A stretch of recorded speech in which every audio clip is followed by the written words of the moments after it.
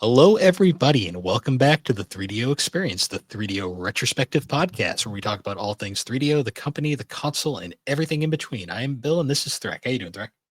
I don't know. I think I may have just cut myself on a fingernail clipper. But other than that, I'm doing all right. How are you? I'm doing wonderful. I went to a pickle convention over the weekend.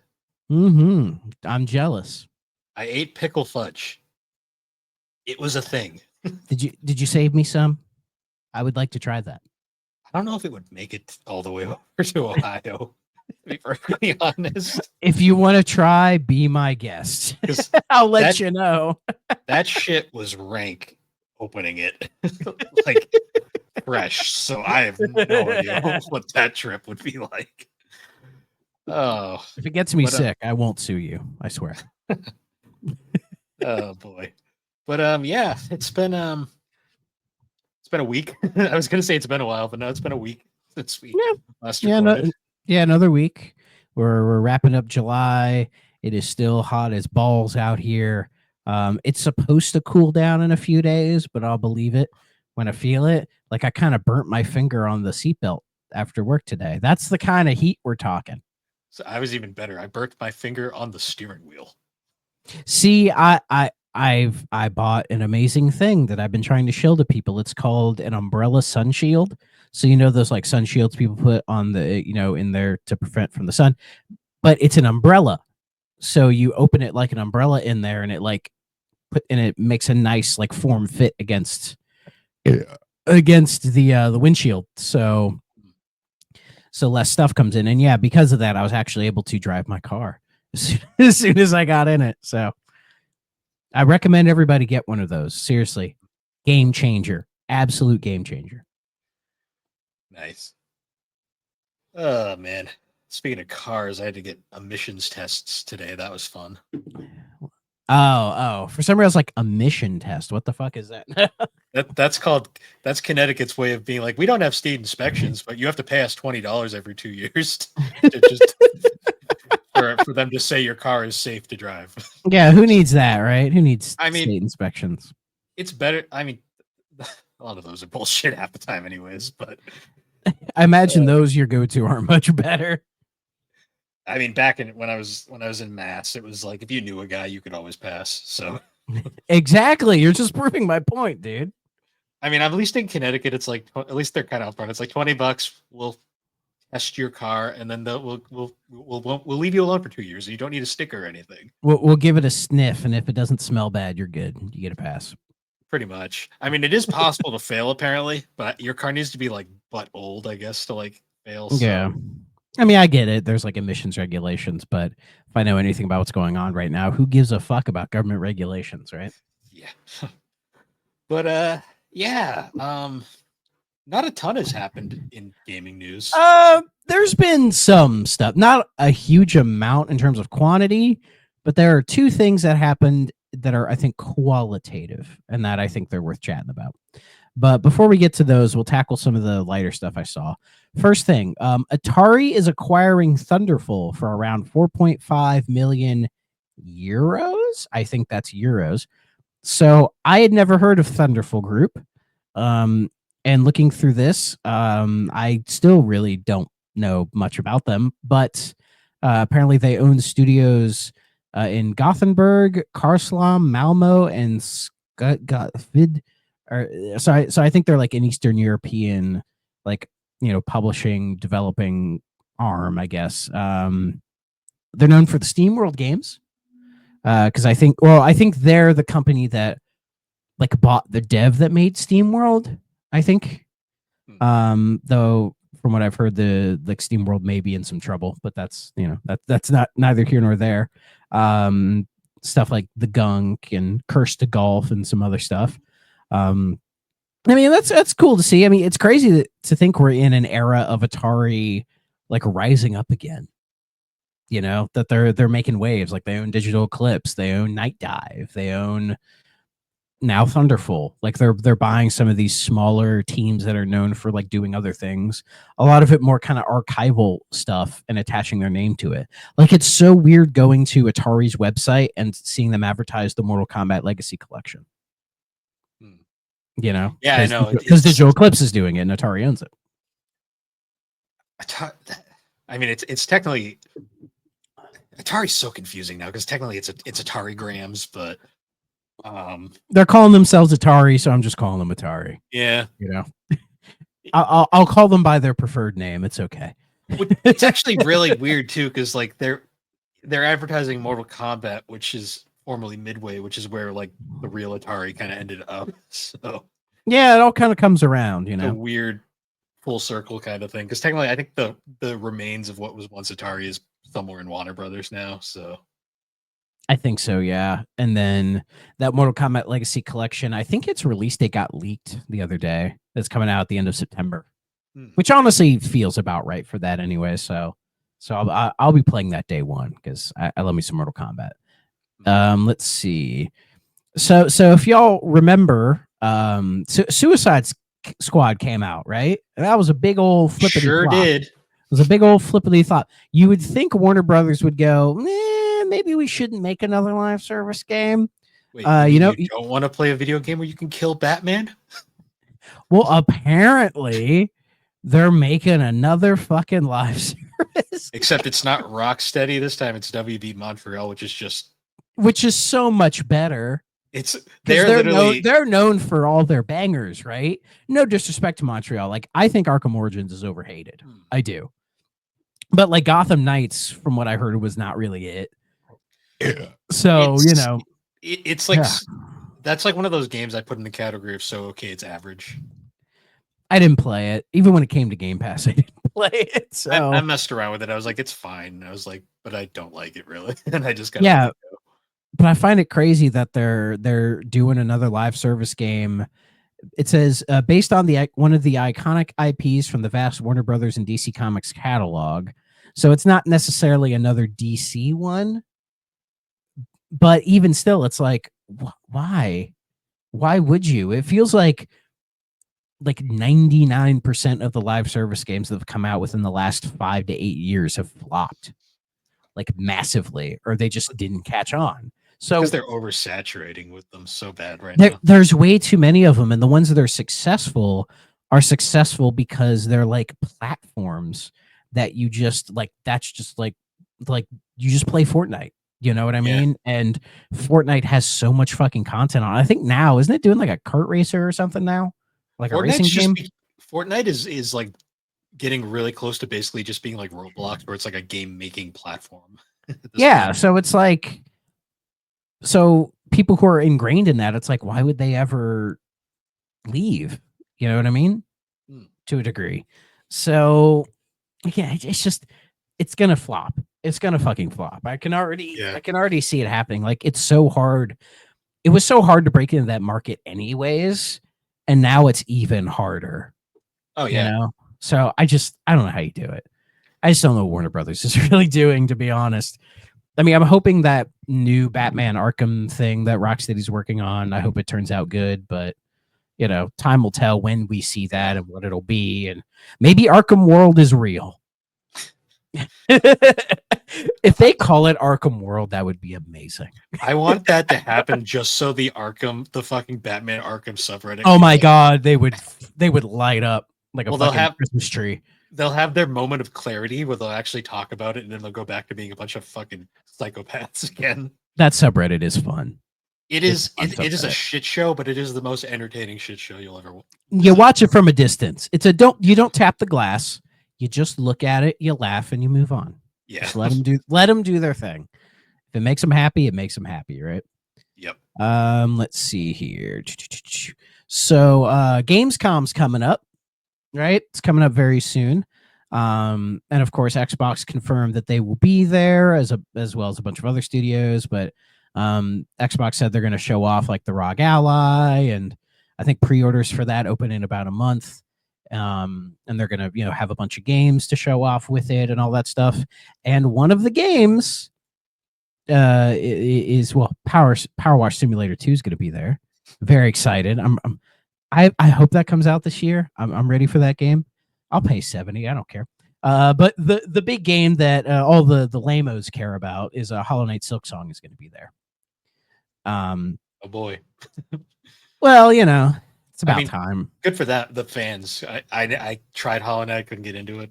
Yeah. But I think it being here, like a playable demo with the ROG Ally thing and all that stuff, it says to me that it's probably coming out at some point this year. Probably September or October time, I would guess. It'll finally come out, and then I'm going to be very curious to see what people think when it comes when the rollout happens. You know, because it's one of those games that took so long to get here that by the time it is here, it's like, oh, well, what do we actually think? You know, it Yeah. might give me a reason to try the first one again. So, because I think it's still on Game Pass, so I'd be willing to give it a try. But who knows?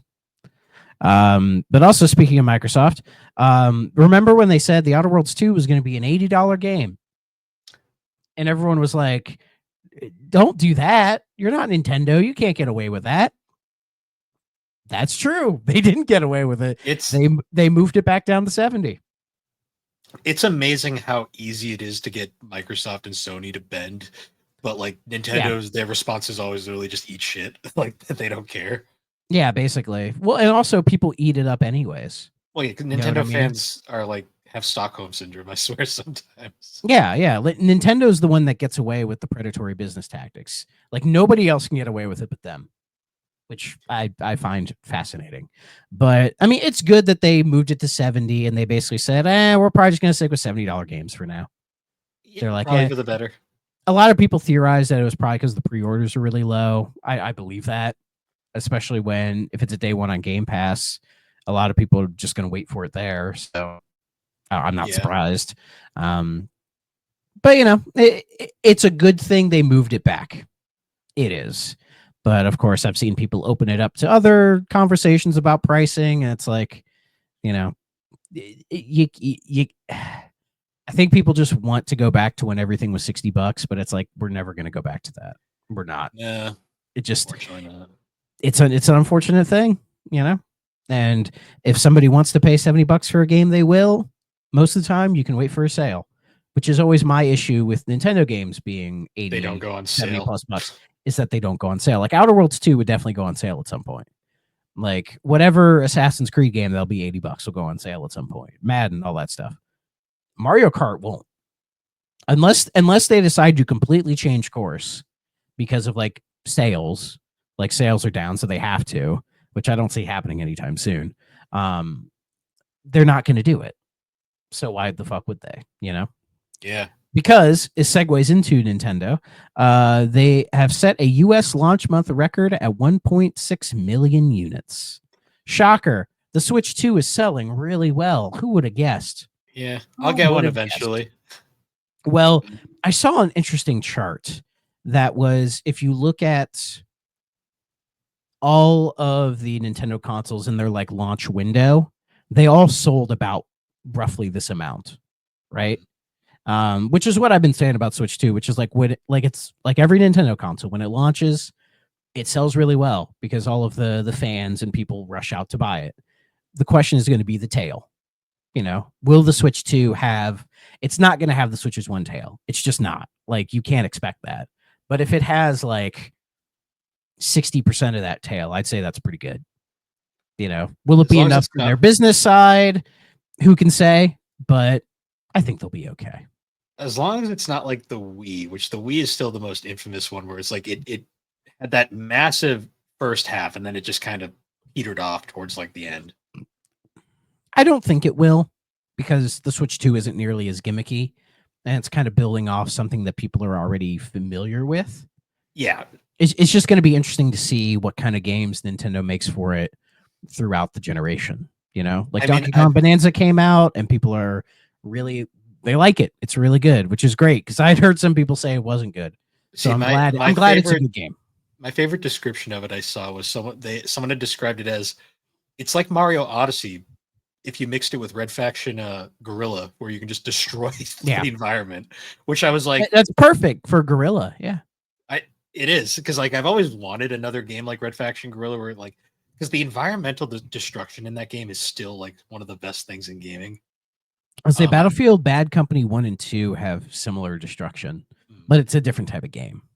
Yeah, but when I heard it was essentially like everyone was like, it's Mario Odyssey, but like you break shit. And I was like, you have me interested. I'm like, because I've heard like the general consensus is everyone's like, it's a good game, but it doesn't have that same like staying power that Odyssey did, if that makes sense.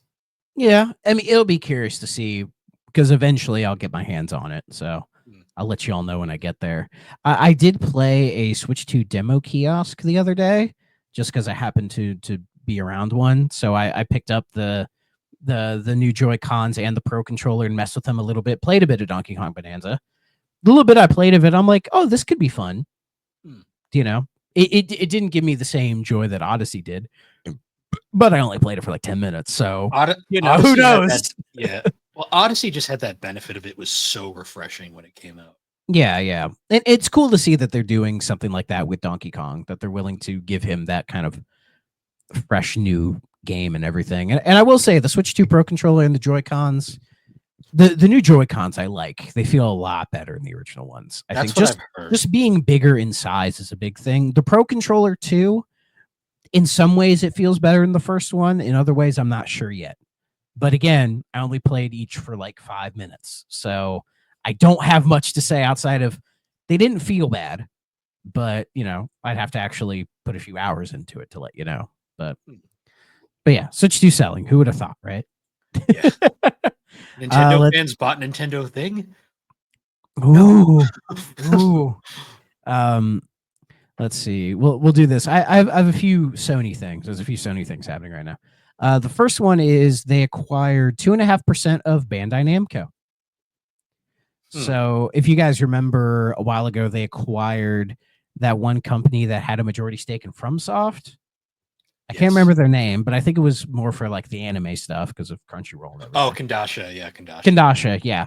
But now they've acquired 2.5% of Bandai Namco. Which for some reason I thought Nintendo had a small stake in them, but I could be wrong about that. I think I am. I think it's just Nintendo and Bandai Namco work together a lot. But let's see.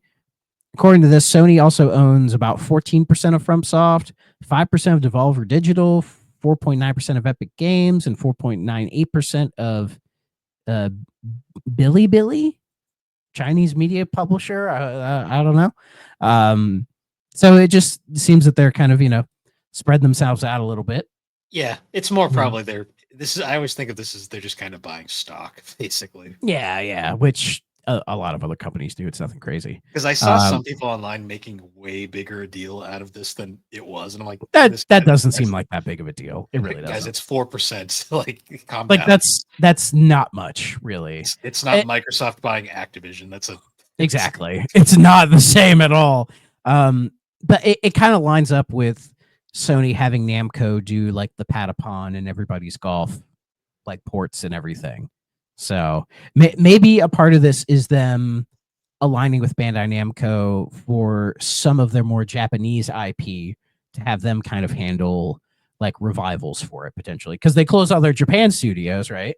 So maybe it's them looking at Bandai Namco and thinking, oh, they could, take this kind of like the Japanese stuff we have left over and they could do something with it potentially. Well, actually, the only studio left is Polyphony.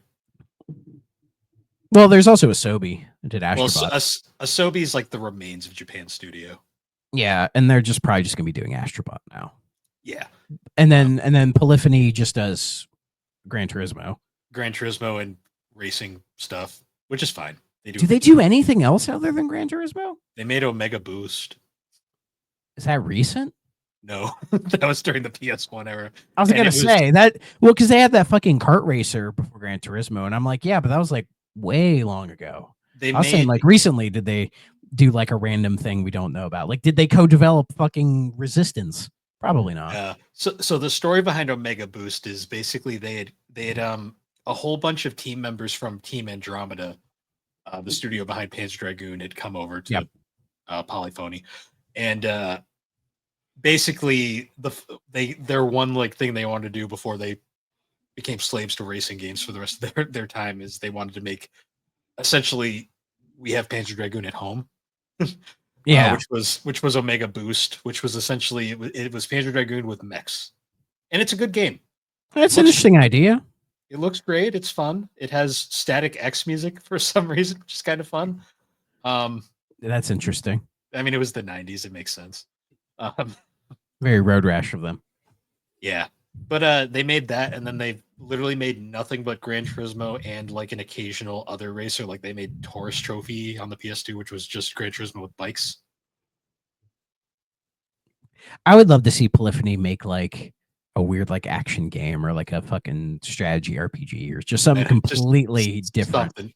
I mean, I think it'd be interesting, but you could make the argument that Gran Turismo is technically an RPG. Oh, a car PG, yeah.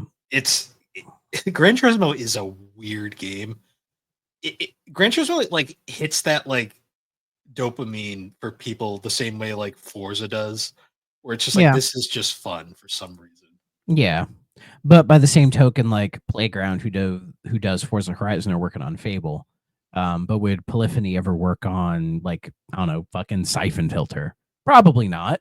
It'd be cool. I think people would be really interested in seeing Polyphony do a non-racing game. But is it a case of they've been around so long and that's all they've been doing? Could they even make another game? I mean, considering how long I think it takes them, they probably could. But considering how long it takes them just to make Gran Turismo, like I think they're probably working on 8 right now, and that'll probably be on the PS6 in like 5-6 years. Yeah, because like the one time they got somewhat different was Gran Turismo Sport, and even then that still wasn't super out there. Mm-hmm. So who knows? You can race a DeLorean in 4 though, so that's always cool. There's that. Yeah, I need to play more of the PS2 Gran Turismos because I think that was, from what I've gathered, that was kind of the peak of the series. It was like 3 and 4 are really good. 5 is also good if you can get past. It's kind of getting in. It's not even janky. It's just getting into it takes forever because they got way too extreme. It's kind of like with Forza Motorsport. Its peak was about 3 or 4. Depending on who you ask. Those games are still great. Let's see. Still with Sony, they apparently are suing Tencent because I guess Tencent are working on a game called Light of Motriam. I don't know. But you look at this game, and my first thought was, this looks like you said to an AI generator, make a Horizon game, and they made Light of Motriam. So that's why Sony is suing them. Apparently, Tencent had approached Sony a couple years ago about I almost said Horizon. I don't know. A Horizon live service game. And apparently they were working on it, but Sony ended up declining it. Probably because they've been snake bitten by the live service games so much. Honestly, probably. But it looks like Tencent were like, well, we have all this stuff that we've been working on with this game. Because it says to me that maybe they agreed and started developing it for a bit or something, maybe. I don't know. But they're like, we have all this stuff. Why don't we just make a game with it?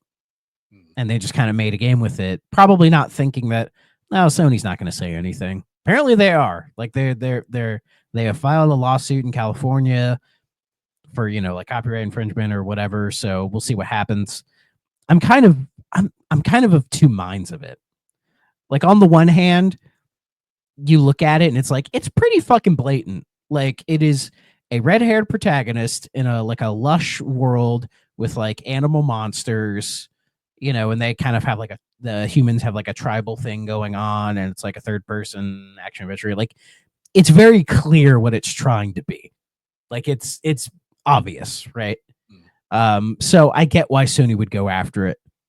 My other issue is the whole kind of slippery slope thing, because I think this kind of ties into the whole Nintendo going after Power World.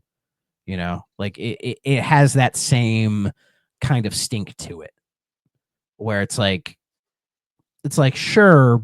I mean, but I think Nintendo had less of a leg to stand on with Power World. Like there really isn't that much there. I've played a bit of Power World. It does not play like Pokemon at all. Aside not even from close. a few of like the character designs, which I guess they have changed since then. It's like it was. Well, and the problem was the same. And the problem was Nintendo was like rewriting like patents to include like game mechanics while they were suing them to try to have more of a leg to stand on, which is really scummy and gross, right? Where it's just the only thing I'm worried about is if this lawsuit is successful on Sony's side, does it start a slippery slope? of companies going after other companies for making games that like, oh, this is kind of like our thing or whatever. Depends. It's something I'm worried about. Because as they always say, it depends, but it's like, where do you draw the line? And then that line's going to get blurred at some point. You know what I mean? This is like a recurring thing with Sony, I swear. Maybe not to this degree, but I remember like there was like They're that. not as bad as Nintendo. No, it's not even the Sony like suing part. It's more like the other companies like making like really half-assed like rip-offs of Sony like franchises. Like because there was that Uncharted rip-off that Scott the Woz covered. That's like hilariously awful. Oh yeah, I remember that. Did Sony go after that? I thought it was just nobody gave a shit.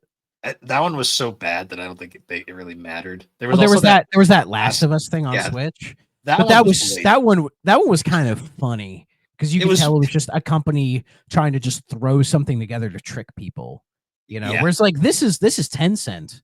Like I think as far as gaming companies go by revenue, they're number one above everybody just because they own so much shit. I think that's more the reason than anything. It's just because this is actually because it's a big company and it looks like Tencent's putting a lot of effort into it, And what's interesting is I believe Sean Layton works at Tencent. So it's like, I mean, I'm sure he's going to take Tencent's side because that's who writes his checks now. So, but I just thought that was curious, but I'll keep track of this because I'm curious to see where this goes. Like I get it. Blatant ripoffs are like not good, but it's like if we're gonna go after people for ripping things off, it's like, where does this go? Because then certain things will happen. And it's like, oh, come on, guys. You know what I mean? Like I just don't want it to get bad at all. And it kind of ties into another topic, which I'm going to get to in a second. Because before that, I think this happened over the weekend. I don't know if you saw this or not, Bill, but there was a job listing at Sony that basically says that like, hey, we need like a multi-platform like account manager to help put our games on everything, basically.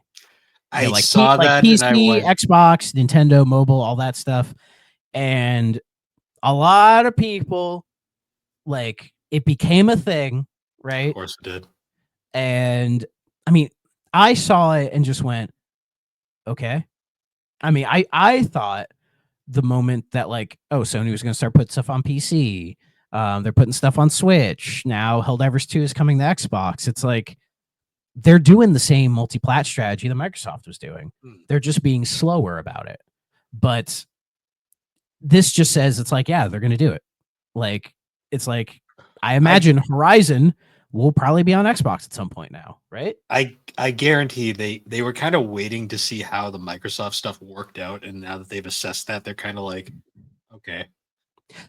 I wouldn't be surprised if they looked at like if you look at the best-selling games on PlayStation 5 this year, number 1 is Forza Horizon 5. Which a fucking Microsoft game. Well, it makes sense because there's a lot of Sony purists who were like never got to play that game, and they were like, "Oh, it's a thing now. We can try it." Yeah, like I bet you there was a lot of weird like fanboys who are like Xbox games are terrible who bought that game and are loving it. And it's like, yeah, they make a game. But regardless of that, I think Sony probably saw that and went, we could probably do the same. Like, sure, Xbox has a smaller install base, but like, imagine like Horizon, Spider-Man, God of War, Last of Us, whatever, coming out on Xbox. People would fucking buy that. I think it would be like, it would cause enough of a stir. I think we'd be like, oh, fuck yeah. Like, I'd buy most of that. Why not? It's literally, we're finally getting to that point I've talked about where the walls of exclusivity are going to kind of go away. Yeah. And it's literally going to be just a case of like, do you prefer this controller or that controller or this interface or that interface? Yeah. We're at a point now where companies, they're just worried about making money at the end of the day. And they're seeing the potential in putting their game in as many places as possible in order to maximize revenue and profit potential. right? I'm sure it'll be kind of like a case of kind of like what Microsoft's doing, like similar to how like the Indiana Jones game was, where it'll come to Sony first, Yeah. and then like maybe a few months later it'll come to Xbox and Nintendo. Oh yeah, I don't expect like day and date or anything like that. At least not yet. I just see it as they're looking at the success that other companies have been doing with the multi-platform approach, and they're just going, fuck it, why don't we do it? I mean, when you're at a point where like selling 10 plus million copies of your own first party game isn't enough to break even or even make enough of a profit, I think there are more issues with the industry. You know, I think that says more about the industry than anything else, really. But I like people have tried to say it's gonna like harm the industry putting first party games everywhere. I really don't. I think it'll be fine. People are trying to make a mountain out of a mole. To me, that's just a lot of fanboy talk. Just being like, how dare you didn't buy the plastic box I bought? So like these handful of games you're not allowed to play because fuck you. And it's like, who really gives a shit? And some people were trying to say it's just live service games. And I'm like, the same way Xbox said it was just 4 games. That was obviously a lie. Like it's just gonna be more and more. Like, Yeah. Like the way it's going, I have a feeling in like it'll probably be a good while from now, but I could see Nintendo doing this. It'll take a long time, but That I one's gonna think be it might a eventually harder. happen. That's gonna be a harder wall to crumble, but it could happen. I don't view it out of the realm of possibility. I really don't. If they do though, they're gonna do it in the stupidest way possible. Oh, absolutely. Of course. This is how Nintendo. It'll be like 2035. They'll put Breath of the Wild on Steam for $80 and people will fucking buy it. No. Like we already know that's what's going to happen. Mario 1 for like 20. Yeah, something really fucking stupid. So Nintendo. Yeah. But my guess is with Sony doing this, they'll probably be slower and more strategic about it. Like they'll probably see how well Helldivers 2 does on Xbox, and then they'll be like, okay, what are we gonna do next? They'll be a lot more, I think, slow about it, which I think is the right way to go about it, right?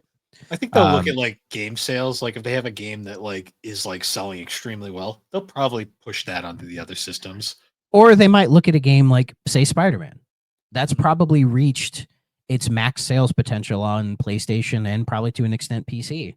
And they're like, if we put it on Xbox, that opens up a whole new avenue of sales. It'll help the and they don't, and they've already ported it to PC, so they've done some of the port work. I know it's not like a copy and paste thing, but port work isn't for like PlayStation, PC, and Xbox. It's not as complicated as it used to be because they're all very similar in architecture. So I imagine the port job wouldn't cost a great amount of money either. So, one day I could very well see Spider-Man coming to Xbox, and some people will uproar about it, and I'll just be like, I'll buy it and play it. I've always wanted to play that game, so. Yeah. I know we'll hear from Will. I will. But the last thing, speaking of the slippery slope I was mentioning, it's this whole thing happening right now. I think it was starting last week, but it's getting worse now, and that is... Oh, is this the itch.io Steam thing? Yes. I've been looking into it, and this is bad. So itch.io and Steam recently got pressure from a bunch of the credit card payment companies like MasterCard and Visa and all that to pull certain adult themed games from their store, or else they were going to pull their services from them. And that's how they operate, right? So they bent the knee to the pressure, which some people got mad at them for bending the knee to the pressure, and it's like, I get that, but like that's their fucking livelihood. Like imagine if you went to Steam and were like, you couldn't buy games on it. You know what I mean? So basically this is all being done by the work of a group called Collective Shout, who are some like their whole thing is like, oh, we want to like protect people. It's let me go to their fucking website so I can quote them directly, so I don't get any shit. I mean, I doubt they're listening to this, but just in case. Let's see. About. We are a grassroots campaign movement against the objectification of women and the sexualization of girls.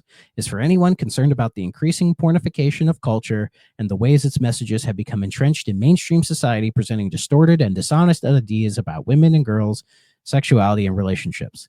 Since our launch in 2010, we have achieved many wins. Billboards objectifying women pulled down, sexualized children's clothing withdrawn for sale, sexually violent games banned, Andrew Tate's pimping courses removed from Spotify, and an age verification trial underway to help protect kids from exposure to pornography. Last year, we saw a record 34 wins.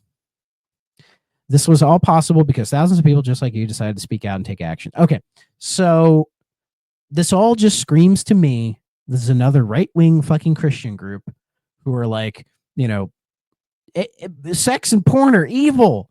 We need to like protect the kids, as they always say, protect the kids, right?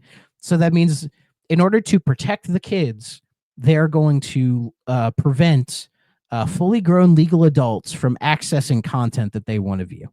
That's basically what they're doing.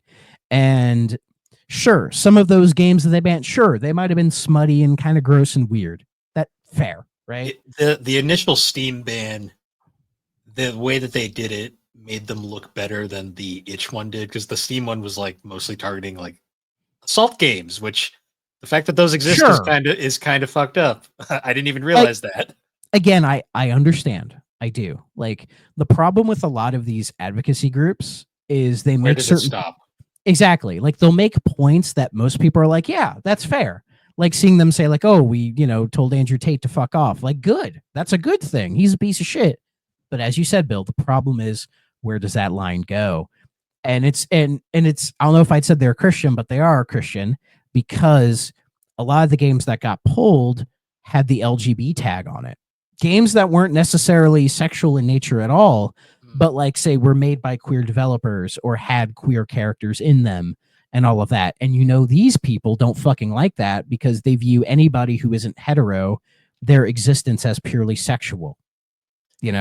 Like, the fact a gay person exists, they only view them in a sexual context, which says a lot more about them than it does the gay person, right?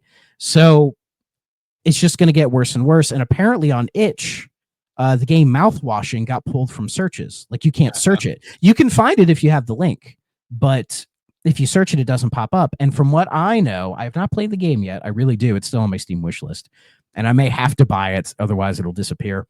Is that game doesn't have anything like sexual or anything in there. Like, sure, there might be some weird content in there, but it's a horror game, right? Mm-hmm. But it's like, you know what I mean? It's pretty bad. And apparently, I didn't know there's this International Games Developer Association. I don't know who this is. I don't know if they have any pull, but seeing certain people, like certain things starting to come out of the woodwork and be like, oh, we don't like this. This seems really bad. Hopefully that means that this stuff eventually stops. Like I get Steam and itch bending the knee because they're worried about it, right? Because, I mean, apparently this fucking grassroots group has power within Visa and fucking MasterCard. Yeah. To the point that they can like pressure them to do this stuff, which is so weird to me. Because if you're under the age of 18, I don't think you can get a fucking Visa or MasterCard on your own. I think you need like a parent's permission. I could be wrong on that, but I have no idea these days. But as far as I know, I don't. But let me check real quick. Can you get a Visa or MasterCard if you're under 18? Let's see. According to the Google AI, it says no. Discover.com says no, a minor can't get a credit card on their own. Blah, blah, blah, blah. So yeah, you can't get a credit card unless if you're under the age of 18. Debit cards, debit cards are kind of like tied to your bank account, but like that's different. But I think it's if you have a bank account, you're under the age of 18, like it needs to be connected to another bank account, I think. So again, it's like there's already protections in place for this shit. But at the end of the day, as well as I do, in the internet age, you just cannot get rid of pornography. You can't do it. You know, the only line of defense is the parents. You know, like me, I have a son, right? And I would have to put in specific protections on the devices I have. So if he accesses them, he can't see that shit. That's up to me to do. That is not up to like the creators of those sites or the creators of the content or whatever to do that for me because I'm a lazy shit. Like, no, that's on me. And whenever these advocacy groups try to say like, oh, it's up to Steam to do this or whatever, it's like, no, it's not. No, it's not. And I found something interesting today about the group, the leader of this thing. I think her name's I forget the name. I forget her name already, but somebody had found on Amazon. She wrote a book about how pornography ruined her marriage, and I feel that says everything. So, yeah, that was a lot more than I expected to say about this. But seeing that, I'm like, I don't like that. I'm not a fan of smut. I'm not a fan of that gross shit. There's a lot of like gross adult content that does objectify women and even men as well. You know, yeah, that's the thing that they always tend to ignore. It's like it goes both ways. But women get objectified a lot more. It's significantly also, larger, but yeah, and of course all the stuff that like fetishizes LGBT people and certain types of like women and men and body shape and race and all this other stuff. Like there's a lot there, right? And sure, if you want to like steer that in a more positive direction, I think you can do it. But if anybody says they're like an anti-sex feminist, I don't trust you. I'm sorry, I don't. I know, man, but like I'm a sex positive person. I'm a pro sex worker person, and like just trying to like hurt these people's livelihood or say what they're doing is terrible doesn't help. It just doesn't help. Like Moist Critical did a whole video on this thing. That's how I learned about it. Yeah. He made a good point saying like what happens where does the goalpost end? Like exactly. Literally like when do they target at the M rating? Like when's that? Like exactly. That's where this is going. And, also what happens if they target Sony, Microsoft, and Nintendo? Yeah. Like granted, they don't have as much. I don't really think they have many like smutty games like Steam does. But we all know like the eShop has some iffy shit on there, right? And like what's to say they try to go after Nintendo? Like what does Nintendo do? The thing is Nintendo is that scary one that like it's kind of scary to go after Nintendo because they ended a guy's fucking life basically. True, but that was on their own. But that was on their own will. True, but like this would be different. But like even still, I agree with Mort's critical. It's just like where does the goalpost end? And with these people, there is no goalpost. Like I read their little about them on their website, and it's vague. It's vague as fuck. You know, like there's no fine line. There's no like what they want to do. Like it's just not going to work. You know, like they're gonna get some progress, but eventually they're gonna piss off the wrong person, or just like they're gonna overreach, and they're gonna fucking die. They're gonna piss, like I said, like Nintendo, for example. Like you don't mess with the big end because the big end has a lot of people in higher places. I could see the big end pulling some of that weird shit off the eShop. I could see them doing it, thinking, oh, that's all we have to do, get them off our backs, you know. When it affects their bottom line, though, that's when they, that's when things will change. And if it's when they take it too far, which I can see. But at the same token, I could see like Valve, like reaching a breaking point if they keep going after like Steam and all that. I think I could see a point where Gabe just says no, like you've crossed the line. This is too far, you know. Yeah. Like here, let me be sure mouth washing is still on Steam. Let me check. Because the thing I saw, it said it was just itch. But let me just check. Okay, it is still up on Steam. Thank goodness. At least for now. So I may just have to panic buy this just to be on the safe side. It's only $13 though. I mean, I already heard it was a good game, but Yeah, that stuff really worries and scares me because as Yeah. our country descends more and more into fascism, this is just one example of that, you know? So I don't like it. Yeah, it's definitely something I'm gonna keep an eye on and hope for the best. That's kind of all we can do right now. Yeah. So yeah, we're ending the news on a positive note. We can talk about one other thing though. Oh yeah, I meant to throw that in there. You go, Bill. Okay, I'm not sure if we're talking about the same thing, but we got it ties into we got new Nintendo Music today or Yeah. recently. Yeah. I'm not even gonna play the game because it ties into our next thing. It was Mario Paint. Yes. Because Mario Paint is on NSO, baby. It shadow dropped there last night. I don't know if y'all seen the trailer for it, but it's a fun trailer. Like it's a good time. The guy who did the voiceover, you could tell he was loving it, having a good time. And yeah, it's cool. I saw one person get mad because they're like, what do you mean I have to plug in a mouse? Why? And it's like, Bubby, just plug in a mouse. Like it's meant to showcase the Switch 2's mouse capabilities, of course. But with the Switch 1, it says you can just plug in a compatible USB mouse. I don't know what that means. Like I have a spare mouse. I plugged it in, worked just fine. It probably means like it probably works with like the basic mice. It probably doesn't like one of those fucking like trackball-y whatever the ones fuck that have mice. 40 that have like 45 buttons on them and all that. Yeah, Ugh, I hate the one those. that's like it looks like a tumor. You're just like, what the hell is that? I hate all those. Those are gross to me. This is all I need. I'm a simple man. I wish I know it's probably asking for a lot, but I wish they made an adapter so I could plug in my legit like Nintendo Super Nintendo mouse. That would be cool. I'm sure somebody has made like a USB to SNES adapter. I'm sure if you look hard enough, you can find one. Because like I actually have like the legit like it's not in good condition, but I have a boxed copy of Mario Paint. Yeah, and that fucking mouse pad is a fucking solid fucking. Yeah, it's just a weird piece of like grid plastic. Yeah, it is. What are they doing?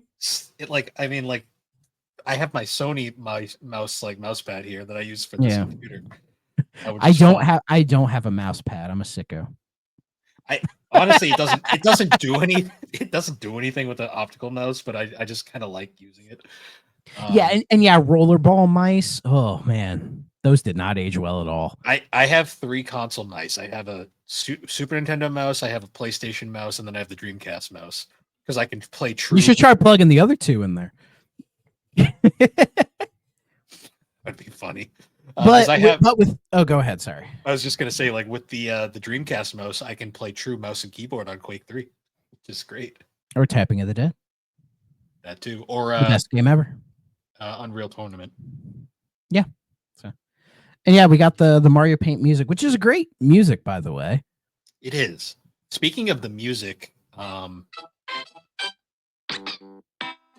the good old music creator, but also like some of those drawing board tunes. No, not that one. I like this one. It's a chill game. Like it is such a relaxing time. It's one of the first soundtracks composed by Tataka. And it has Tataka song in it. For those who don't know, if you're playing Mario Paint, you want to get Tataka's song. The easiest thing, just click the O in Mario Paint. It creates a bomb, everything blows up, and then you hear it. So I love easy peasy. I love how obtuse they always are, like where it's hidden. Hold on, I thought they put it in here. I thought they were like, "Oh, we put Tataka's thing in there," but it's maybe they didn't. Maybe they lied to me. Maybe it's hidden. But it might be. It actually might be. I don't know. I'd have to look for it. What's funny though is like a lot of people. I guarantee a lot of people are gonna like nostalgically go right to the Music Maker because that's like the most long-standing thing from Mario Paint in a lot of ways. Oh yeah. Well, there were people who made like online versions of that years ago. Oh yeah, people have made all kinds of shit in that. That's the thing. Like people are gonna like go into this who have never actually played the original Mario Paint, and they're gonna think like they can do all the cool shit you can do on the online versions, and they're gonna realize how basic the original was. Yeah, but I think those limitations can breed creativity. They So I can, think because some of the so we might see some cool shit out of like this. the reason Mario Paint remixes like became a thing was because of just how creative like the original software was. Yeah, and the sounds they give you are really cool. So like the cat, meow, great. Yeah. Like I always remember So, like one of the funniest ones I ever heard was The Devil Went Down to Georgia on Mario Paint, and like it straight up sounds just like RPG battle music. I'm like, why does yeah. this work so well? Like I've heard people do the AVGN theme in it. Like I Through have the the fire Tiger and the by flames. Survivor, Through the Fire and the Flames, all kinds of shit. And it's great. Bohemian So Rhapsody, like just basically yeah, any popular I, I song. I can't wait to hear Mario Paint 100 gex. That's gonna be great. Oh yeah.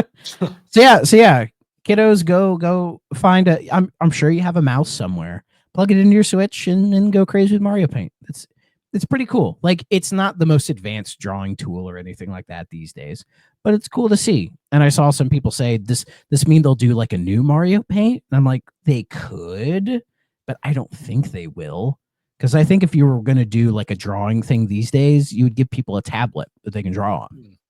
You know, that's what people are used to nowadays. Be kind of cool. I doubt they'd ever do it, but it would be kind of cool if they released like the Mario Artist games for the 64DD. That'd be cool. Yeah. Or Really I mean, cool. or they could do if they wanted to do new Mario Paint, like give you one of those like rubber stylus pen kind of things that you find, and just let you draw on the Switch screen as like a tablet, as like a turn into a drawing tablet. Like that would be cool. So that feels like a Nintendo thing. Come on, Nintendo. So, you like to print money? Do it. People would buy that. Absolutely. Oh, yeah. Like if you like a quirky modern Mario Paint that you can just like draw on the tablet and all that stuff, people would dig the shit out of that. Oh yeah. No, 100%. So anyway, that was a long news segment. Yeah, there was more that I mean there was more that it was genuinely more than, again, it wasn't a lot in terms of quantity, but there was I guess some qualitative stuff I wanted to bring up. That being said, though, we do have a game to cover for this episode. Oh yeah, a good game. Spoilers.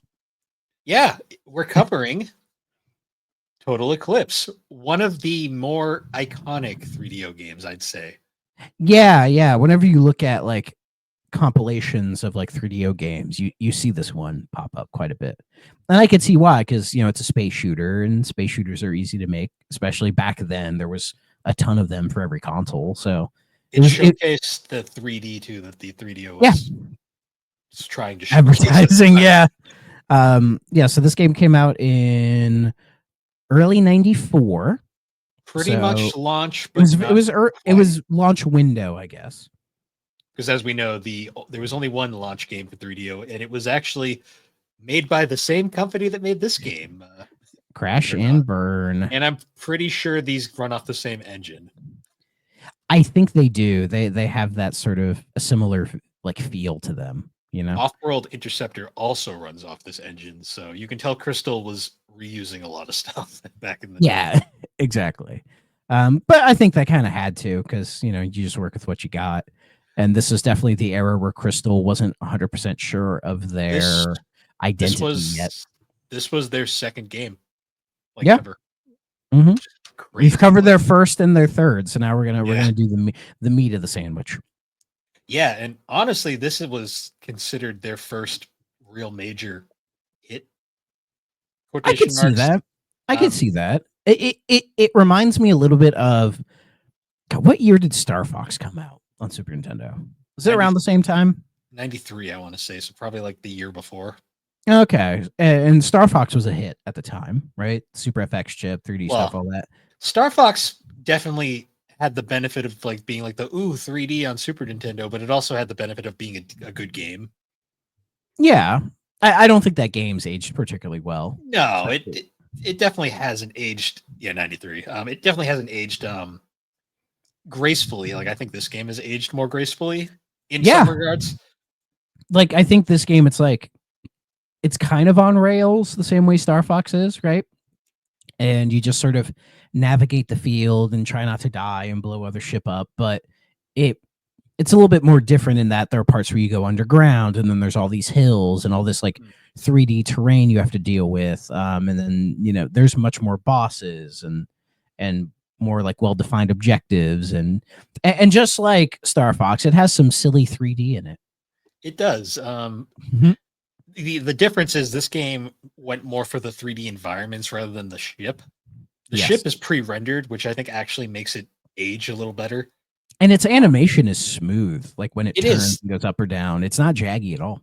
So I looked up, the game runs at 24 frames per second, which the frame rate purist will cringe hearing that, but for 94, that was actually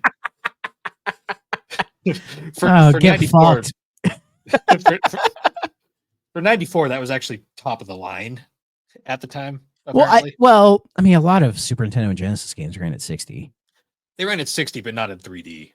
No, the 3D games were different for sure. For early 90s 3D game, like 24 frames was pretty good.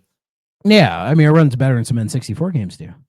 It does, and honestly, like in terms of like smoothness, like it runs pretty smoothly. Like there's a bomb that kills everything on screen that causes the frame rate to shit the bed. Oh yeah. I call it the frame rate bomb. Yeah, which is hilarious because like you're playing, you're like, wow, this frame rate's pretty good. Then you use the bomb, you're like, no, it's not. Like, there it goes. God, there had to be something to kill it. But I think that like 3D that explosion is like a 3D texture. So that probably explains why. Also, the soundtrack in this game is fucking rocking.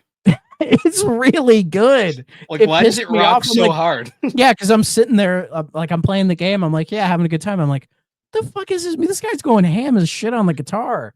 They get like Satriani in here. Why does it sound like this? So his name is apparently Burke Trishman, I think his name is. I might have butchered that. I apologize. What a fucking name. Love that name. And when you click on his name on Wikipedia, it brings you right to Crystal Dynamics, so he might still work there. Well, let me check good old Movie Games. What does Movie Games say? Person? Oh, he did Crash and Burn as well. Let's see. The most recent Interceptor doesn't say. Let's see. What other games did he do as far as sound? A decent amount of stuff, actually. Let's see. He did the Horde for Saturn. Makes sense. Captain Quasar was him. Holy shit. Pandemonium 2, Gex 3, Army Men Air Attack, 102 Army Men Air Attack. Fuck yeah. Okay. 102 Dalmatians. The World Is Not Enough for PlayStation. PGA Tour 2002. Toe Jam and Earl 3. He did Nightfire. Fuck yeah, dude. Disney's Extreme Skate Adventure. Return of the King. The fucking Lord of the Rings game. What the shit? The Herb, Sims in the City. Secret Agent Clank. Tomb Raider Underworld. The most recent thing he did was Toe Jam and Earl Back in the Groove. If y'all remember that game. Damn. But yeah, what a decently impressive like list of credits. I enjoyed multiple of those games, so yeah. Yeah, there's more here I didn't mention, like Pandemonium 2 and Slam and Jam with Magic and Kareem. Adventures of Batman and Robin. Fuck, dude. He did Star Control too. Damn. Good shit, man. But yeah, this soundtrack is great. It was a bop. It honestly, like I joking saying like it's the best part of the game, but the game's actually super solid all around. No, it's a fun game. It's just like an on rails like spacey shooter, but I thought it was like really fun. It was like a nice blending of action. There's some like weird maneuverability stuff that happens. Like when you go underground into those tunnels, there'll be points where you have to try to accelerate to beat like closing doors, or you'll have like shifting elements that you could crash into and all that. Like things like hit detection were kind of poor. The controls were a little bit slippery. Yeah, they're not the best, but they're for like 94. They're passable. Yeah, and the depth perception is weird because there'll be times where you're going like into like some like more kind of canyons, and the walls get really tight. And it's like, and if you jut a little bit to the right, it's like, oh, you're right up against the wall, the rocks, and you yeah, you blow up. And it's like it didn't look like it, you know. Yeah, it's It's very interesting like that. Another thing that's kind of cool too is the game uses a lot of like it's not as heavy in the pre-rendered full motion video as Crash and Burn was. There's actually more CG, and the CG for 94s, it's not bad. I would say I think D looks a little bit better. Fair. Yeah, I'll give D some credit. God damn it. But because like they're basically just like, sir, you gotta take down the missiles, or else the enemy are gonna use them to blow shit up or whatever. And then it cuts to like some dude that looks like a mixture of the creature from the Black Lagoon and the Gorons from Star Trek. Yeah. The plot is yeah. The plot is actually really something. It's the basic plot summary is Earth is attacked by an aggressive alien race known as the Draxi. The aliens use their powerful weapons, the Sun Dagger, to initiate a supernova in the sun. I'm gonna throw a dagger at the sun, they'll blow it up. The player must pilot their ship across 4 planets and ultimately destroy the Sun Dagger and prevent further destruction. There's also a subplot about that's fucking awesome. It's metal as fuck. There's also a subplot not mentioned here about they want to eat humans, which is wonderful. Oh yeah. I vaguely remember that. It's like such a throwaway line. It's like, oh, they want to just kill the human race. Fun. I mean, who gives a fuck? This is like a Starblade or a Shockwave or any of the other space shooters we played, where it's like the story it's there, but who cares? That's not where you're here for. Yeah, this for. This ain't Ace Combat. You're not here for the deep storylines. You're here for the fun gameplay, and the gameplay's great. It's fun. Like the thing, like I'm comparing it to like say like Shockwave is probably the most obvious comparison, and Shockwave is like the most like it exists like shooter ever. Like it is such a boring space shooter. We were honestly probably too nice to it in hindsight. Or like Starblade, which Starblade is visually impressive, but it's just not meant for this console. No, that's an arcade game. Yeah. But yeah, like this game was fun all around. I'm trying to think any other space shooters. This is probably the like I mean there's like Blade Force, but Blade Force is like a technical marvel more than anything. Yeah, that was like a helicopter game. Yeah. This game it does the like on rails space shootery thing, but it's more like tailor made for a console. So like, I mean, it wasn't the easiest game in the world. I did not beat it. No, I got decently far. I think I got to the 3rd world. Yeah, it's a surprisingly content heavy game too. Honestly, if they had just waited and made this the pack-in, they probably it feels like a more actual like a pack-in. Like this is a game that like, you know, you're like, oh, I want to test out my new console, right? And you boot up this game that has some technical marvel to it and is a fun game to play. And you're just like, this game on my console, this is cool. And then you play it. Like Crash and Burn is so limited on content that it's like, how do you get time out of it? Total Eclipse, I see myself getting a lot of time out of it. Interestingly, too, my copy here is a not for resale copy. I have a strange feeling that they ended up once this came out, they like immediately made this the pack-in over Crash and Burn because they were they're like, no, this is actually a game. Like I think launching the console at late 93 was not the go. They should have waited till like early 94, or maybe like wait till like right around the holiday season 93, and then it's like, oh, our next games will be out in like a couple weeks or something like that, instead of having people wait like 3 months for the next game, you know, like that's not a good thing. It was almost like it was too powerful when it came out in 93, and like by the time it really got momentum in 95, it was out of date. Yeah, like, it kind of came out it came out too early and wasn't able to get momentum by the time it was out of date. Yeah, but yeah, I agree. Like Total Eclipse, if you'd have packed that game in, I think it would have been a better pack-in. Because yeah, it's great. The one thing it tries to do that's like different, but I don't think it really works, is like the aileron rolls. Like you can hold one of the shoulder buttons and then, you know, do a barrel roll. That's an aileron roll, whatever. It's cool that it has that, but it doesn't really amount to anything. All it does is just kind of end up getting you killed. Like I think they try to have it to where when you're in those more kind of like underground confined sections that like, oh, there's certain bits where I'm like, oh, they want me to like tilt sideways and fly through. But the way it's set up, you can't really do that. or at least the controls aren't smooth enough to really get away with that. Yeah. No, 100%. It's like one of those games like where it's like I understand because like we said earlier, the most obvious comparison is Star Fox. Yeah. And Star Fox just had like a charm to it that made it like stand the test of time probably more than this game did. Star Fox has frogs with machine legs. Yes, and you can't top that. Yeah, and a whole group of partners that are useless, basically. Though, if I'm comparing Total Eclipse to the original Star Fox on Super Nintendo, I think I'd want to play this over it.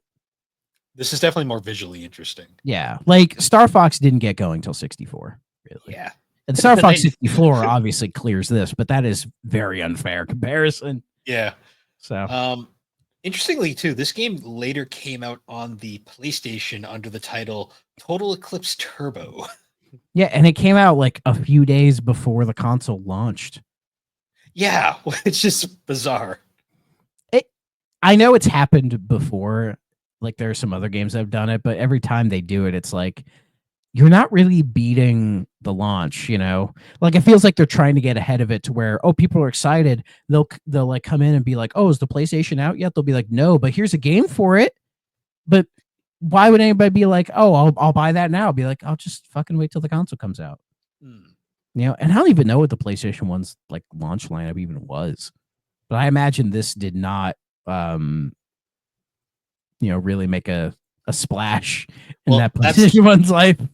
That's the thing. It clearly didn't because actually no, never mind. That came out on PlayStation 2. I was going to say there is a sequel to this game called Solar Eclipse, which was released for the Saturn, but apparently it also had a PlayStation release in Europe. And it's called Titan Wars in Europe, apparently. Yeah, what were the PlayStation 1's launch titles? So, yeah, somebody has to know this. Let's see. PlayStation 1, the US launch titles, there were 12 of them. And they actually include Total Eclipse in this. So there's Air Combat, Battle Arena Toshinden, ESPN Extreme Games, Leak, the DNA Imperative, NBA Jam Tournament Edition, Power Serve 3D Tetris, The Raiden Project, Rayman, Ridge Racer, Street Fighter the movie, the game, Total Eclipse Turbo, and Zero Divide. So if I'm looking at that list of games, Total Eclipse is not a game that stands out. Well, the big thing there is like it's like Total Eclipse, that's cool, but there's also Ace Combat. Ridge, there's Air Combat. I mean, even beyond that, there's Rayman, there's Ridge Racer, like those games are much more. The NBA Jam, which was hot shit at the time. So it's like, there's more interesting stuff to play. It's really funny that one of the greatest Air Combat series of all time had its launch on PlayStation at the same time. Yeah. Air Combat or Ace Combat as it's known everywhere else. Mm-hmm. But Ace Combat didn't really get kicking until later, though. Not until 2, but it's still the groundwork was there. Yeah. So when it all of a sudden decided it's going to be just this goofy series in like a parallel world that's basically Earth, but not. It's a strange reel, as they call it. So yeah, it tried to get ahead of it to be more successful on PlayStation, but really its legacy is it's a 3DO game. It's a That's 3DO what people game. know it as. Yeah, I mean, it looks like a 3DO game. It's got that look that just screams 3DO. Yeah. It's like that 3D that's like, it's 3D, but it looks almost like it's 2D trying to be 3D. Yeah, a little bit, but it has like a clean look that I think has aged better than some of the other games on this system, Like you look at it, you're like, it doesn't look too bad. Yeah. Some of the early 3D stuff doesn't look great, but the pre-rendered sprites that they're using and all that look pretty good. It's kind of like how I love the 5th generation of consoles because like all the systems were legitimately different that era, and they all did. Yeah, they all handled 3D very differently, and it's a cool thing where like you can look at a game from each console and you can tell which game console that came from. Like PlayStation had a distinct look, Saturn had a distinct look, and 64 had a very distinct look. 3DO had a distinct look. Hell, even Jaguar did. I mean, because Jaguar had some 3D stuff on it, so You know, and they all were approaching this new technology in vastly different ways with varying degrees of success.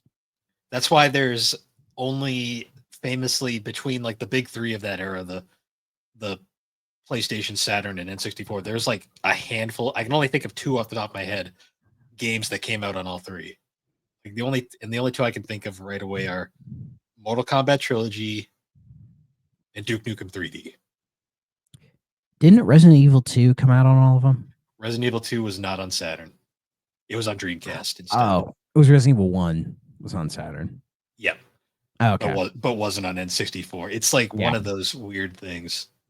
Yeah. If only it was Resident Evil 1, because then people would use that to directly compare all three games to see what how they handle this early 3D game.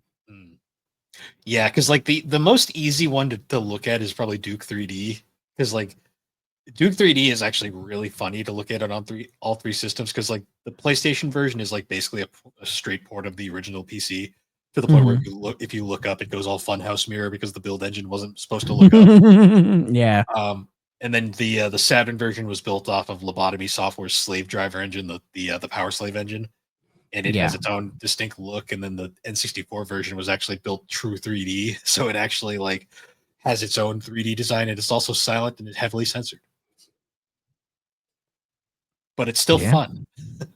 Yeah. Duke 3D is still a fun game. But Total Eclipse. I've never actually played the sequel Solar Eclipse. I do own it. So I don't know if it's any. We should play it for the show later on down the road. Yeah, at some point. I mean, it's when we're scraping for content, this will be a good one to revisit. Because I like the cover. It still is trying to look like Total Eclipse, but they just threw in a random dude with like a plane helmet on. Yeah, which says to me, oh, Ace Combat got more popular. Yeah. I love that the Japanese and European name for it is Titan Wars. Like, that's a cool name, but it doesn't fit this game. No, not at all. The reception of this game at the time. It's really funny because it's one of those situations where the PS1 version is probably better, but like it got worse reviews than the 3D version. Yeah, again, I think it's just people had higher expectations out of the PS1 than the 3DO. Yeah, it's actually somewhat mixed, surprisingly. All Game gave it 3.5 stars. EGM gave it a 6.5 out of 10. Famitsu gave it a 23 out of 40. And Next Generation didn't review the 3DO version, but gave the PS1 version a 2 stars.